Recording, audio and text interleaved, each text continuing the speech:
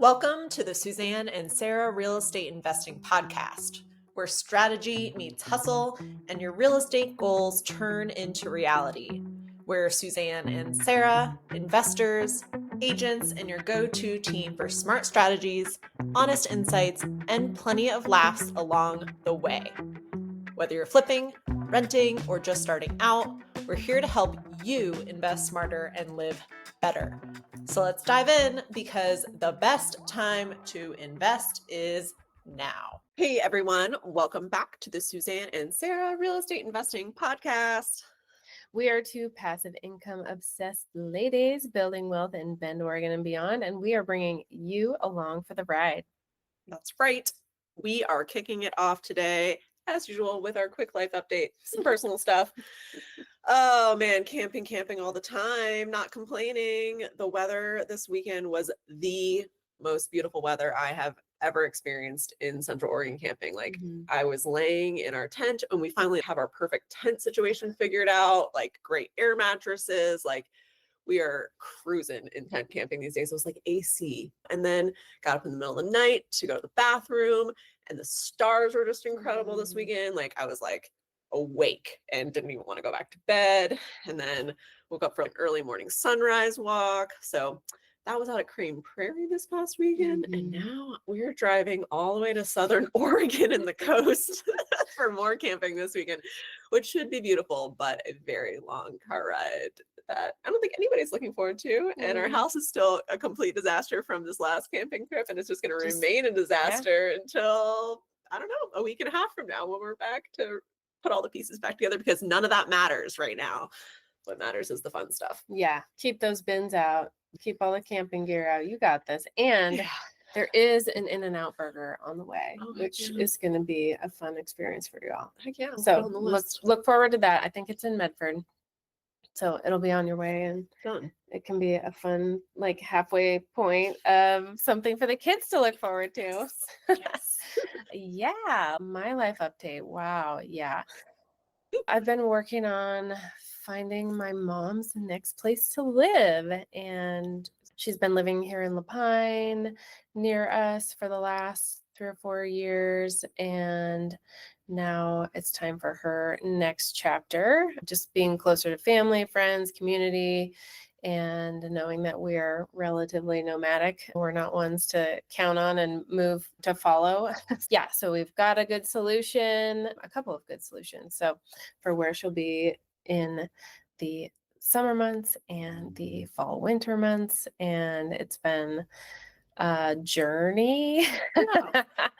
I mean, we've all come back to it's what I think is interesting about your mom's journey is it's not unlike buyers that we work with, right? Where they have to get clear on what's most important to them. And when you asked your mom what is most important to her, what did she share with you? She said community, and that is really what it boiled down to. So living in a house by herself in a neighborhood where she's got to take care of the house and the utilities and the yard and manage to create her own social schedule is just not going to be the most beneficial place for her to land. So we've found a place where all of that is taken care of. There's literally zero worries. Someone will be cleaning her place weekly and everything is included. She doesn't have to cook anymore unless she wants to, which, at her 8th decade is a luxury and something that I'm really grateful that she gets to experience and just feel spoiled. It's huge. So,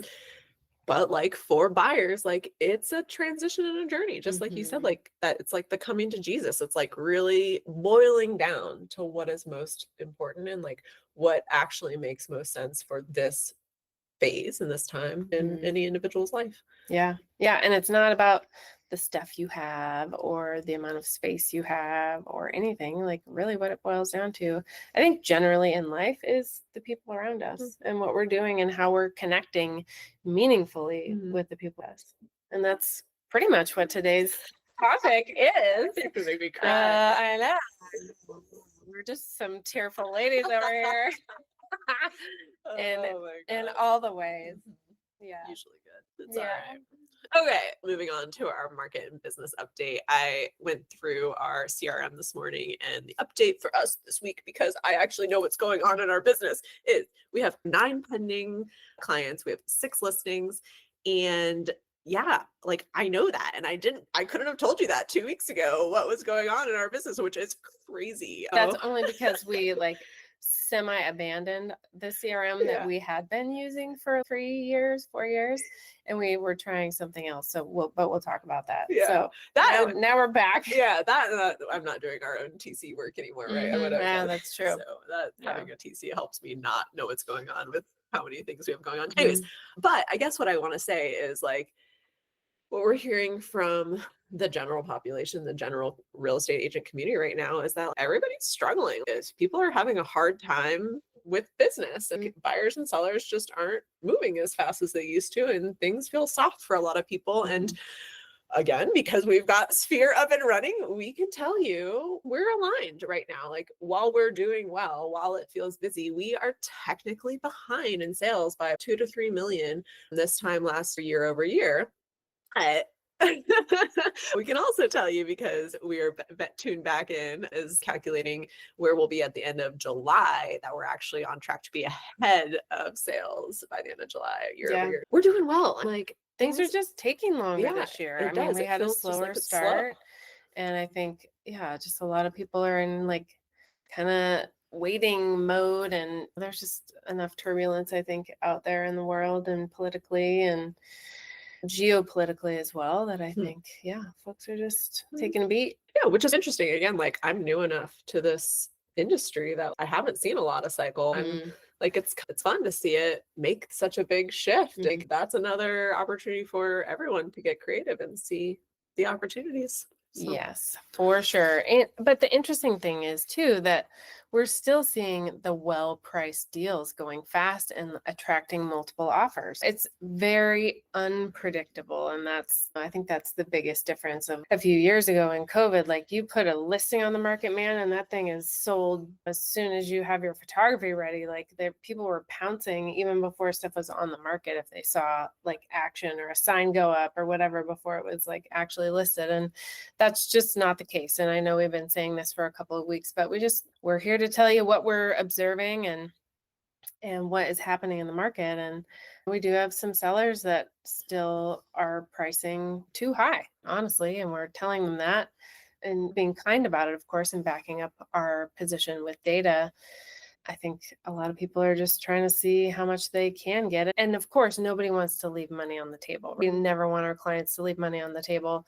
Yet we want them to have the satisfaction, like we did with a recent client where we priced her condo really well and it went pending in 3 days and no inspections. And like I'm going to knock on wood here, but yeah, yeah, she took the analysis. She did push a little bit for a little higher to meet what she wanted from her take home. But when the offer came in, it was slightly below, then we had that room to negotiate. She was still satisfied with what she's going to net out of the deal. Yeah, just goes to show that listening to your realtor right now is really important because we are doing the research and we're not looking even back at 6-month comps. They're in there. It's really like within the last 3 months that we have to be micro focused because things have shifted so significantly in the recent times. And we're ready for our topic of the week. And this week, it's all about the team. And yeah, the team started here. And this is a partnership, but our team is growing Intentionally. Yeah. And we know from our own experience and our own time working together that 1 + 1 = 5. And we are just so excited to see what happens when we officially add 1 or 2 or 3 or more as time goes on, team members in the coming months. We're doing it. We're doing a thing. We're rolling it out, and we're going to be so powerful, and we're just going to be the best team. Everyone's going to want to come to us, and for all the right reasons. And I just can't wait to tell you more on how and when and why it develops. You'll hear. But the other thing that happens in these shifting markets too is things consolidate, right? The players that are big get bigger. The people that were like half in, half out are fully out. Mm. And I think that's the opportunity that we're recognizing and taking right Mm. now too, is as the pie shrinks, for Sure. lack of a better term, like we want a bigger piece of it, and we will have a bigger piece of it because of how we're growing, how we're structuring our team, how we're training people, and just the overall mindset that we have of abundance. There's always more than enough out there for us and for our team. And because of who we are and how we are, we attract the right clients to us. And I will just say it, like the advantage of working with investors is that our business continues whether prices go up or down, because investors, who pounces when prices go down? Investors, right? So I'm not going to say it's like fully recession proof or market proof, but it certainly is more insulated than working with primarily residential home buyers. Yeah. And I was having this vision this morning as I was driving from the gym to the office, just thinking about our team more, about like how, when I say I want to be the best team, but I want it to be recognized as the team that has the best buyers, the best sellers, like the best clients to work with. And like when we bring a buyer or have a seller and we bring an offer, that the agent on the other team A is, oh my God, I love working with Sarah and Suzanne's team and anybody on it, because I know that they vet people and they only work with serious people. And then the people that they attract to work with them, we know that they are selective about their buyers and sellers, and therefore they're bringing quality clients to our clients. And that's the vision and the thought I was having this morning. Again, it's just not for anybody and everybody, really. Again, like I'm open to the idea that it can be, but you have to work for it a little bit. You've got to fit some criteria. Yeah. Anyways, We had like random, but an 11-page deck with criteria that we walked through with 2 candidates for our team, really outlining what we are and what this team is and what it is not, and what we value and how we operate and what we expect. I think that's really important, because we've learned just from interviewing other team leads in our market that a lot of people have built their teams unintentionally. And so we're really focused on doing the opposite and doing it with mindfulness and being clear about what we want out of our team and what we want to put into our team and how we all help each other grow. that's real fun. It is. Yes. And last week it was super fun too, because we have a couple of remote team members, and we met with each of them last week on Zoom individually. And it was just so fun. One of them we hadn't even met with over Zoom for like over a year, probably. We've been working with her for now almost 2 years, and we get everything done via WhatsApp and various other communication tools. But it was just so fun to reconnect and see each other face to face and talk about what our new exciting plans are for social media and the podcast, and just continuing to bring more value and showcasing to all of you what it is that we're doing, what sets us apart, why we're different, and why we love what we do. Yeah. And that reconnect was so great, because one, I think, again, we attract people who care about face-to-face and community. And like, this gal is so sweet and so cute, and it just energizes her to like actually have this connection with us. And she genuinely cares about us. And she gave us like real and live and direct feedback for what we're doing and all the things, because she's deep in it. Like, she's the one doing a lot of our content creation when it comes down to it, the editing and what have you, the behind the scenes stuff. And so she like sees it all and knows it all. And she just had some really great, honest feedback for us that we've taken and are like implementing immediately. And I think it just speaks to, once again, the importance of the team, the not kind of getting stuck in our own ruts, mirroring just each other and feeding off of just each other, and like having the variety in the room, like having the people to tell you what to do more and what to less of. Is a fun new section that we're adding to our podcast today. And so I guess we'll just jump right into that one, just because why not? When we talk about, this is something that we're adding to our podcast this episode, because we think this is important for our business. This is something we think that everybody should be reflecting on in some cadence. And traditionally we do it like annually, really. Yeah. And back in my corporate days, we would do the keep, stop, start list. So it's kind of like that. Yeah. It's our version of that. Cool. Yeah.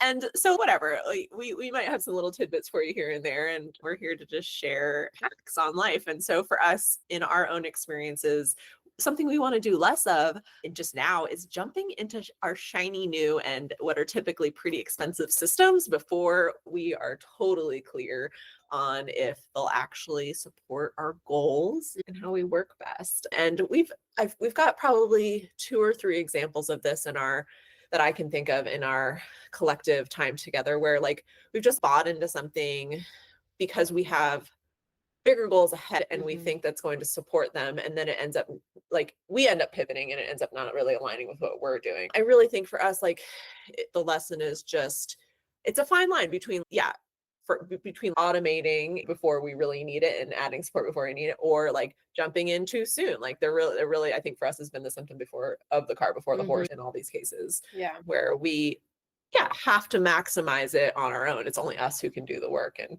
we have to be realistic about our capacity For adding, learning like new learning a things. whole new system and like robust systems are lovely, but sometimes like they're too much. Yeah, for I sure. think that's what we learned. Yeah. So I think we just kind of keep it simple, do what works for us, and then layer it on lightly. Yes. That was our do less of.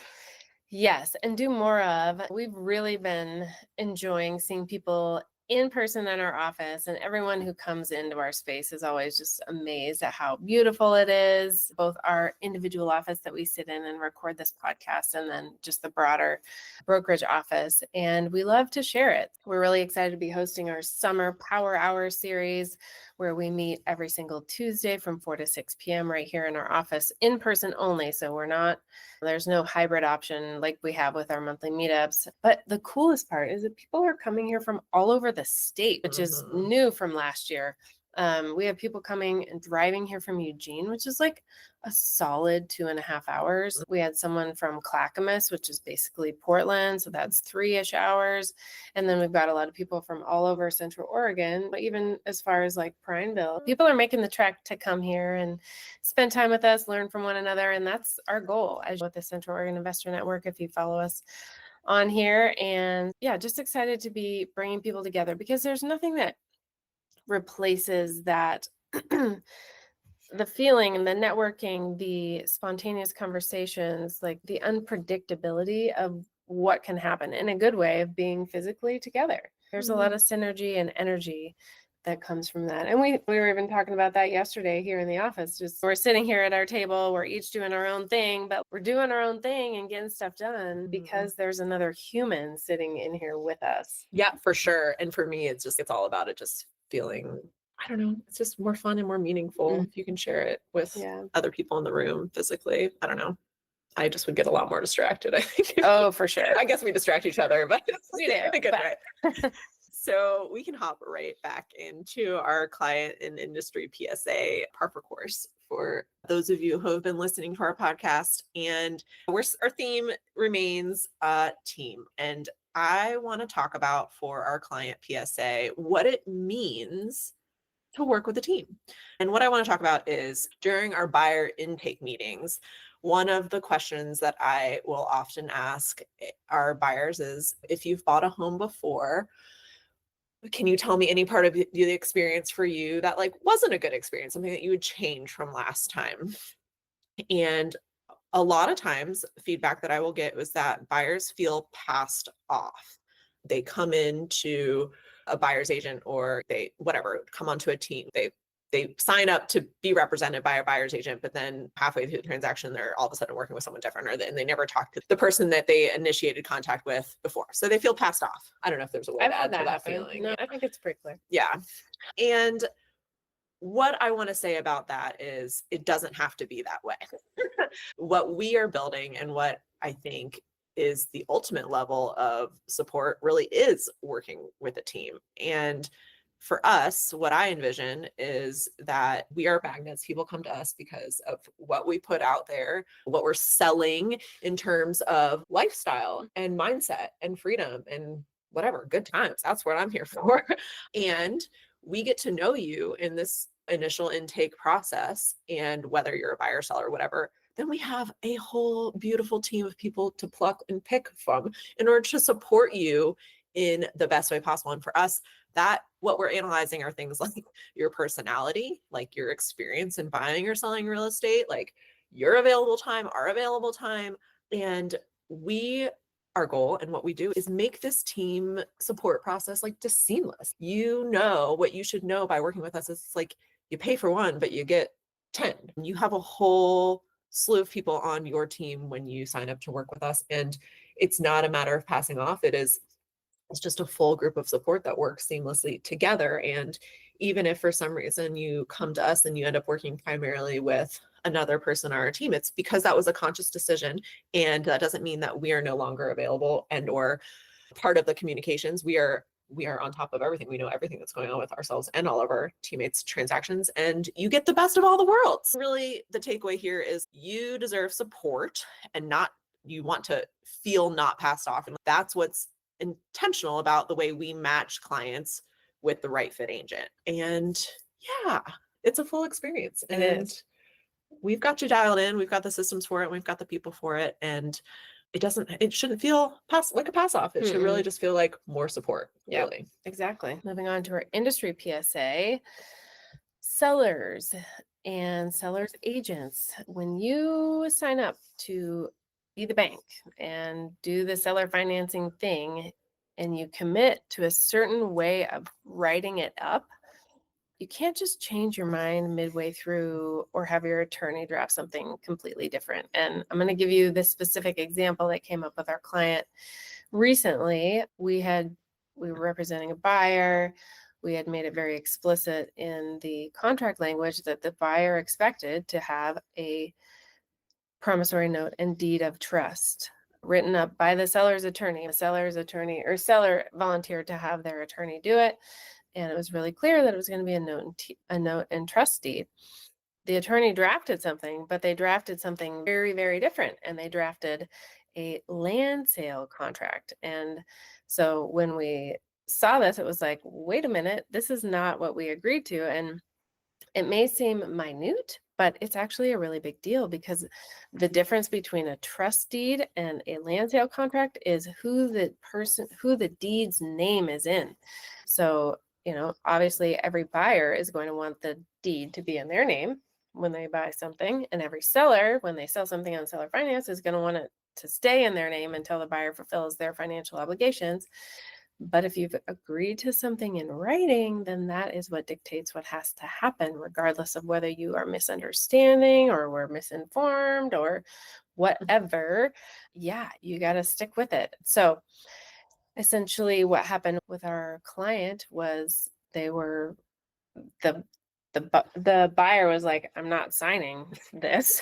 This is not what we agreed to. And the seller went back to the attorney, and the attorney finally capitulated, I think, and drew up the note and trust deed for our buyer as stipulated in the contract. Takeaway is that contracts specify details that can really only be changed with all parties' permission. And just because someone might misunderstand or be misinformed or doesn't like what the contract says doesn't mean that they can go rogue and unilaterally just change stuff up. As much as we sometimes wish we could. Oh my gosh. All right. Highs and lows of the week. Listen, I'm sure I sound like a broken record, but that's okay. I don't think there's anything more important to talk about, to be honest. And for me, the high of the week really, as much as I like begrudgingly want to say this, is community. Because I sometimes loathe things like working till 6 o'clock. And for me, that means what I'm talking about specifically is yeah, we've got this weekly power hour that's like an extra thing that we've layered on to everything else we already do. It's every Tuesday all summer from 4 to 6 after we've already had a long day, and it's still just Tuesday. And I'm like, okay, I'll stay at the office till 6:30. It's fine. But it's a choice. And while I might not be excited about it ahead of time, when I see people that I haven't seen in a while walk into the room that are part of our community, or see people interacting, or whatever, I actually really all of you, regardless of what I'm saying here. So that really is the high of my week. It really is just seeing familiar faces and people who are going out of their way to come and participate. And it's really heartwarming stuff. It is. Yeah. And we have clients coming in, current, past, present, and future. And it's just so fun. It is exciting, and definitely a high, like we were talking, just like that physical presence. And in those spontaneous conversations that happen, and the synergy that can be created between people in a room that just doesn't happen on Zoom, whether you're in a breakout room or whatever. It just doesn't happen in the same way. As much as technology can do a lot for us, but it still can't replace the human connection. Yeah. The other thought I had also is we had one client here in the room yesterday that used to come to our rooms a lot, but wasn't our client. And that's really the only thing that's changed since the last time he's come to our events is he has finally signed up as our client, and we have him under contract now on a multifamily.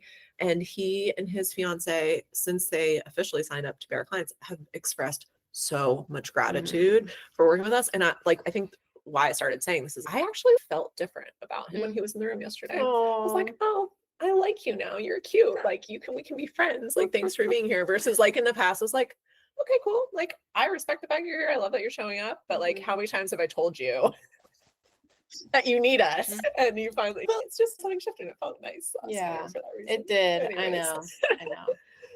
Yeah. That's a funny Thanks one. for bringing that Yeah, one up. for sure.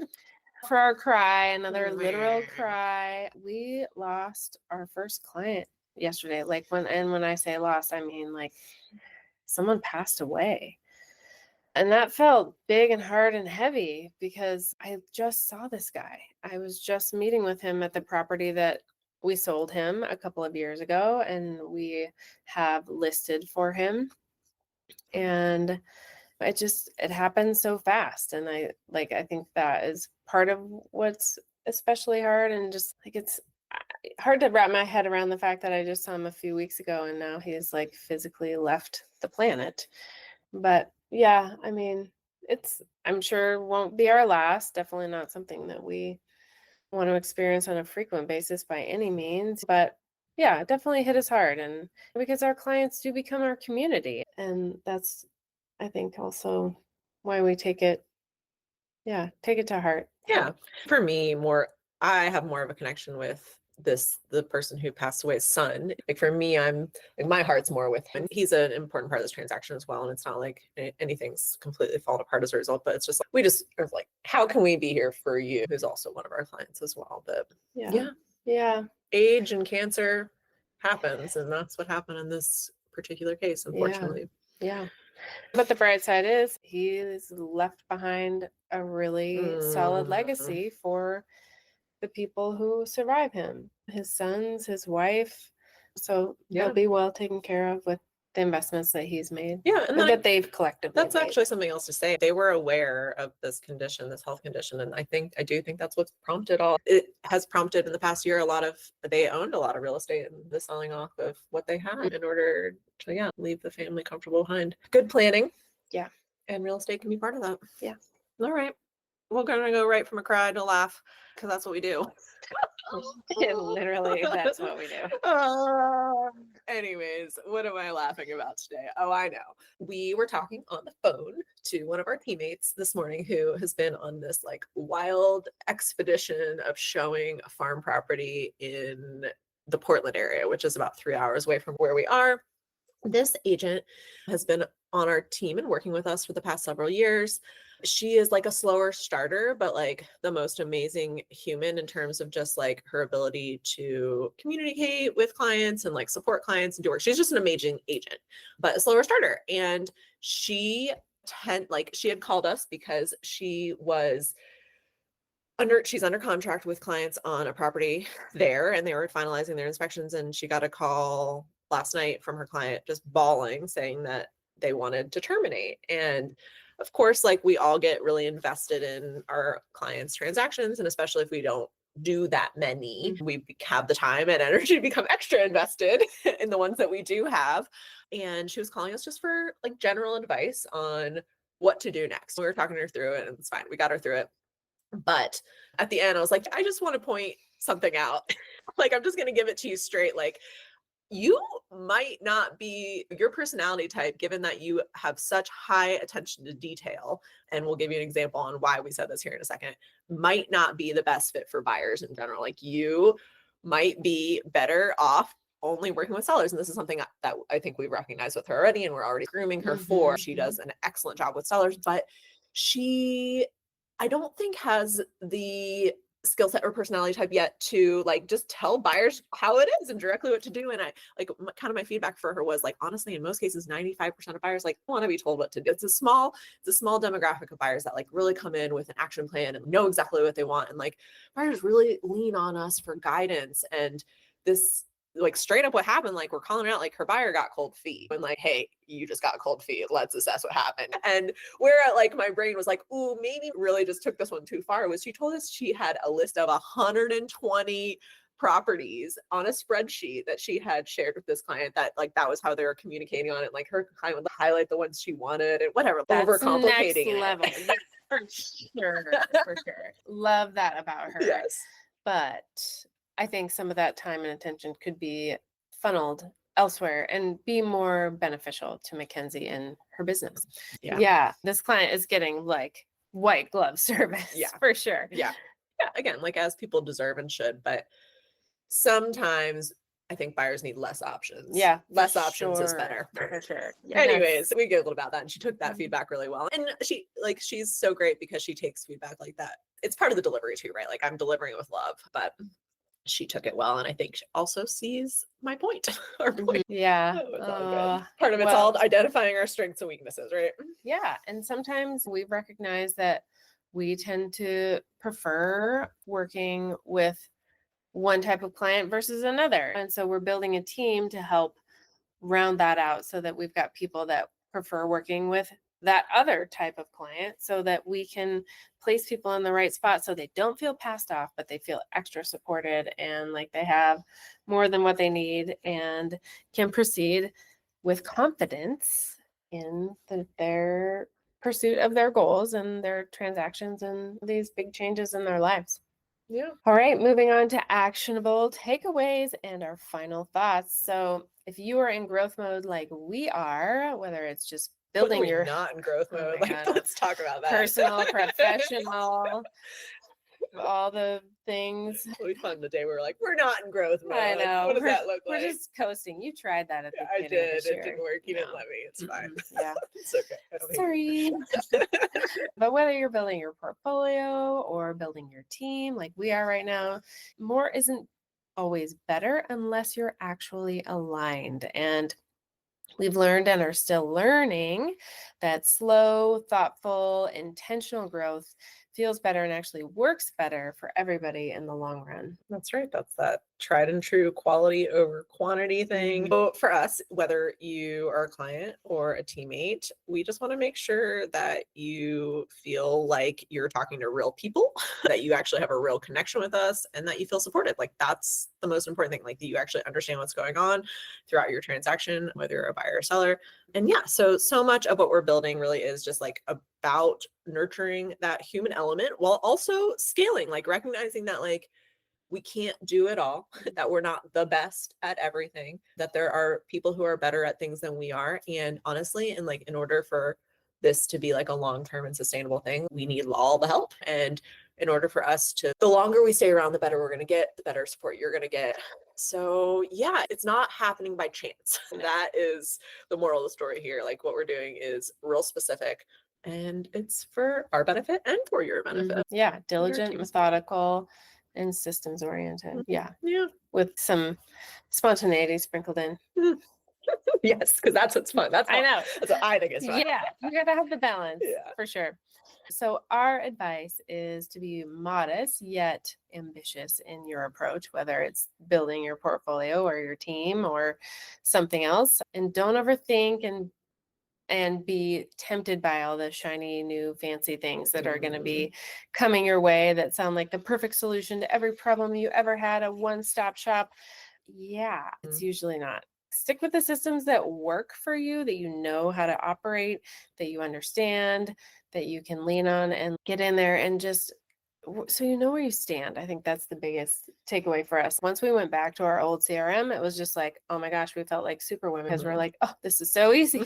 we know exactly how everything works and where we stand, and it's amazing. So anyways, don't get distracted by the new shiny things because there are so many of them in real estate always, and get clear on how you want people to feel when they work with you, whether you're building your real estate team, so you're a contractor or you're your lender or somebody else, right? Or if you're building your own real estate team, how you want people to feel when they're on your team. And then build everything else around that. We want people to feel supported and engaged and abundant and forward thinking, and what else did we have? Curious and compassionate and open-minded. Always assuming the best. Because Yeah. that's what we do. And yeah, you guys probably know this, but we're going to remind you, like, people remember how you make them feel. So build your business and your life around that, and the rest should pretty much fall into place, I hope. Yeah. I think. Yeah. That's our advice for today. So to stay engaged with us and keep hanging out, make sure that you follow us on Instagram. I'm at Best Life Ben, and this one right here is at Suzanne Rose Moore. Of course, you can subscribe to our YouTube channel for bonus content. We do the Ben lifestyle stuff. We have investment real estate videos on there as well for education. All of our meetup Oh, yeah, replays that too. stuff's real juicy. You can join our investor newsletter, which goes out every month, or we have a top picks email that goes out every week. And we also do monthly meetups and weekly meetups. So we're here, we're doing all the things. Just get in touch with us, and you can too. Yeah. So thank you all so much for joining the Suzanne and Sarah Real Estate Investing Podcast. We will see you next time with more behind the scenes stories, actionable tips, and just like the real, like raw insight into our lives and our business and our team and what makes us tick. So, because we are helping you to build your best life through real estate and private money lending. So we look forward to seeing you next time. Thanks, everyone. Bye. Thanks for tuning in to the Suzanne and Sarah Real Estate Investing Podcast. If you enjoyed this episode, then subscribe and leave us a review, because your feedback helps us reach people like you who are ready to elevate their lives. Don't forget to share this episode with someone who's passionate about real estate or personal growth. And for more tips, resources, and updates, follow us on Insta or visit us at centraloregoninvestornetwork.com. And remember, you have the power to design the life you want, one real estate investment at a time. See you next week.